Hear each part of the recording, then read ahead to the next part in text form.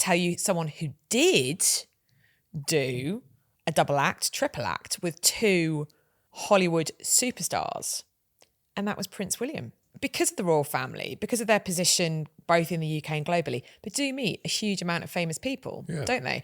And they absolutely leverage their position to, for instance, in this scenario, Prince William, I think it was in 2011, invited Jon Bon Jovi and Taylor Swift to perform at a Centrepoint gala. And Jon Bon Jovi and Taylor Swift entertained the crowd. And then, I can't remember whether it was Taylor or John invited William onto the stage. I think some drinks had been consumed by this point, Richard. And there is some amazing footage of William singing Living on a Prayer with Taylor Swift and Jon Bon Jovi. Does he do a creditable job of it? I thought he was very good, actually. I mean, that's quite a... Well, it's the karaoke generation, isn't it? They've all... grown up singing Living on a Prayer. Yeah. And what's nice, actually, is that obviously William and Taylor kept in touch, because when Taylor brought her Eras tour to London last year, you know, her global tour, she personally invited William and Catherine and the children to come and hear her play at Wembley. Of course, Catherine was still recovering from her cancer treatment, but William took George and Charlotte, and some very sweet. I was told that Charlotte and George actually had made Taylor some friendship bracelets, because it's this big thing, like Taylor and her fans all make friendship bracelets and stuff.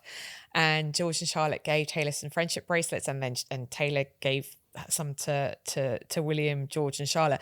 And what I thought was interesting was that William was relaxed enough. He's very protective, quite understandably, over his kids, but he was relaxed enough to let Taylor's team take some pics, and then crucially, she put them out on her Instagram and through the KP social channels as well. Because in the old days, of course, you would have been commanded to come and do a performance at Windsor Castle, wouldn't you? It's very different. A private performance, yeah. Whereas now he takes his kids to a pop concert. And they do their friendship bracelets. Quite sweet, really. Of course, in 1956, late Queen Elizabeth met Marilyn Monroe. Wow. I mean, I wonder what the late Queen Elizabeth made of the Queen of Hollywood. The Queen Mother, she liked her theatre friends, didn't she? And they were part of her rather camp coterie that used to go up to stay at the Castle of May when she was in Scotland. Gin, Dubonnet, and lots of champs. Yeah. Yeah, and, you know, showbiz and the West End and all that. And of course, yeah, Queen Camilla, she's very interested in the arts and theatre. I think she's friends with, obviously, James Judi Dench. She's actually done engagements with James Judi Dench, almost as if she's kind of like one of her companions of honour, one of her, as was Ladies in Waiting. Joanna Lumley, she's good pals with. And the late, great Maggie Smith, she's had these kind of almost had a salon. She and Charles, the King Charles, have almost had these sort of salons, haven't they, of famous writers and actors and the sort of the greats. Yeah, I mean, I was Giles Brandreth invited us to drinks, for us a few drinks in central London, a few friends. And of course, about 600 people were there, including the Queen.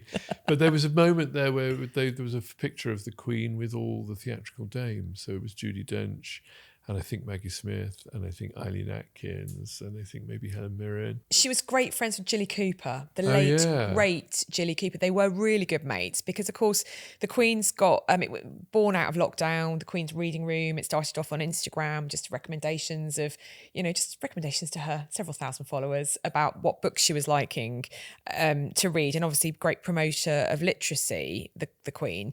Jilly Cooper apparently based her great literary hero, can we call Rupert Campbell Black a hero? I think so. The Shagger, the show jumper and the Shagger was based apparently on large part on Andrew Parker Bowles, Camilla's first husband. So she and Jilly have always been good chums, you know, the Gloucestershire sort of riding set. And she, when Jilly Cooper was still alive, invited Queen Camilla to the set of Rivals, and she met David Tennant, who plays Tony Baddingham. She met... You love this book. I do. I love Jilly Cooper. Riders, Rivals. I've read them all. I thought she was lovely. I liked her. Yeah, I can ride a horse as well as a man, Richard. I make no judgment. Obviously, when you were sort of commanded into the royal presence, I suppose everyone would be on their best behaviour. But you must have seen the royals around celebrities who, in a way, are kind of like royals in their own particular worlds, aren't they? How do they behave? Well, it's fascinating because, of course, the royals always top trump any star of the stage or screen. And actually, it's fascinating watching these A-list actors, some of them in their own environment, sort of be reduced to quivering, trembling wrecks. I remember one time covering the BAFTAs, and this American guy approaches me and says, "Excuse me, ma'am." I'm like, "Yeah, hi." He's like, when like William and Kate get here, like how do we talk to them? How do we address them?" And I said, "Oh, if you just call them sir and ma'am, like rhymes with jam." I said, "That's absolutely fine." He then went and sat on the front row. And I thought, oh my goodness, I thought this guy had looked a bit familiar. It was Leonardo DiCaprio. And he was really nervous. And he said, like, "Do I bow? Do I curtsy?"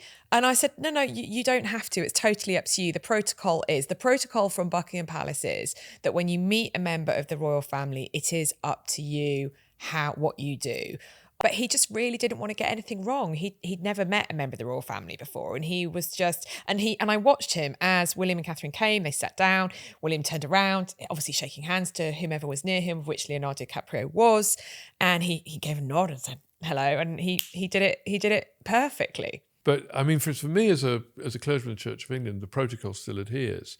So if I meet a member of the royal family, then it is formally bow by title and thereafter sir or ma'am. It's just because we would be on duty, right? In a way, I think you make a really good point, because I think with the late Queen, it was very obvious. And I don't curtsy. I've always given a bow of my head to Charles and Camilla.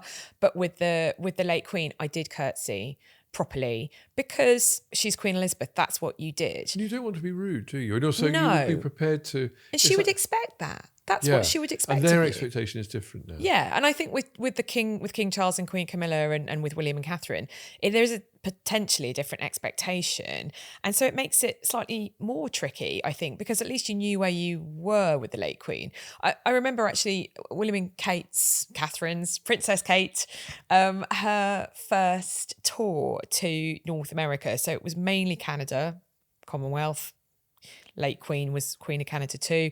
And then they went to Los Angeles because the courtiers were very much wanting to capitalise on the latest glam squad of the latest glam team. After Canada, they went to Los Angeles where BAFTA has an outpost, and they went to BAFTA House, and there was this garden party in LA where... a number of A-list actors and actresses have been invited. And I remember Reese Witherspoon, again, a bit like Leonardo DiCaprio. I mean, she's no shrinking violet by any stretch of the imagination, but she was visibly nervous waiting for the royals to arrive.